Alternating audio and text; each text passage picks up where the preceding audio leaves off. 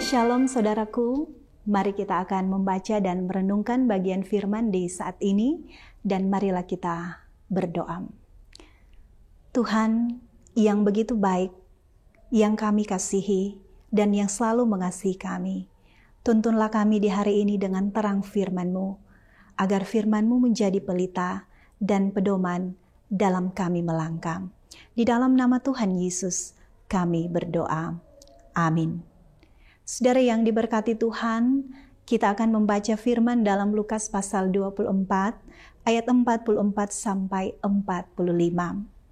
Ia berkata kepada mereka, "Inilah perkataanku yang telah kukatakan kepadamu ketika aku masih bersama-sama dengan kamu, yakni bahwa harus digenapi semua yang ada tertulis tentang aku dalam kitab Taurat Musa dan kitab Nabi-Nabi dan kitab Mazmur." Lalu ia membuka pikiran mereka sehingga mereka mengerti kitab suci. Saudara yang diberkati Tuhan, hidup ini penuh dengan nasihat, penuh dengan petunjuk, penuh juga dengan petua.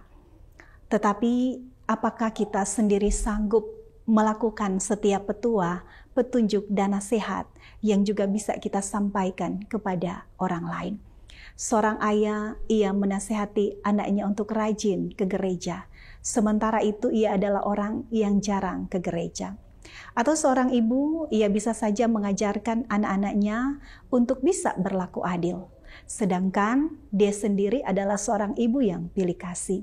Seorang pengkhotbah, ia bisa saja berkhotbah supaya orang lain, jemaatnya saling mengasihi. Sementara itu dalam hidupnya ia penuh dengan iri hati.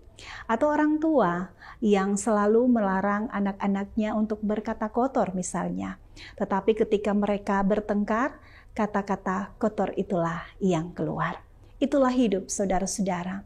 Kadang apa yang kita sampaikan belum seperti apa yang bisa kita kerjakan dan lakukan. Tapi beda dengan Yesus, ketika ia mengajarkan kasih, kasih itulah yang dilakukannya.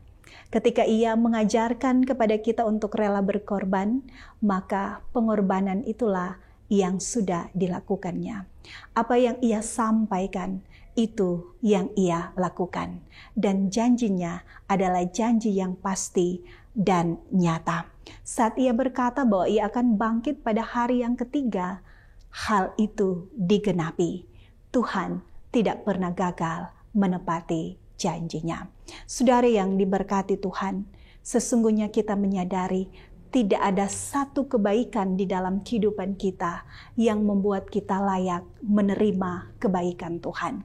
Semua orang di dunia ini telah berdosa dan gagal di hadapan Allah. Tidak ada satu orang pun yang sesungguhnya layak diselamatkan. Tapi kabar baiknya adalah saudara-saudara, Tuhan tidak melihat dosa kita, tapi Ia melihat janjinya.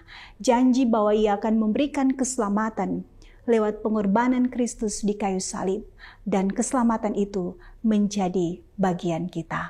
Karena itu mari hari ini kita berpegang pada janji Tuhan, pada firman Tuhan, dan kita yakin kita terus menerima kasih dan keselamatan yang daripada Tuhan. Tuhan Yesus memberkati kita. Amin. Mari kita berdoa. Terima kasih Tuhan Yesus, kasih dan kebaikan-Mu selalu kami rasakan.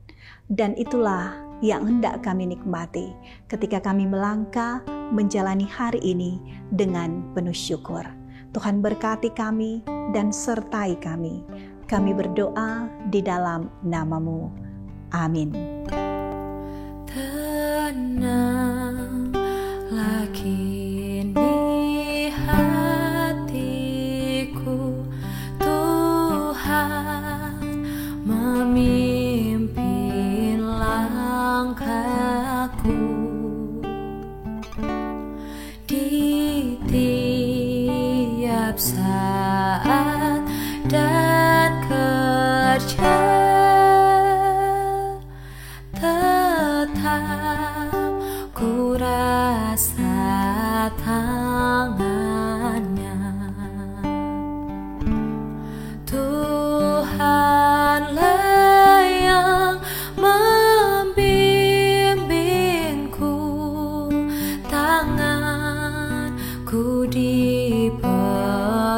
yang teguh.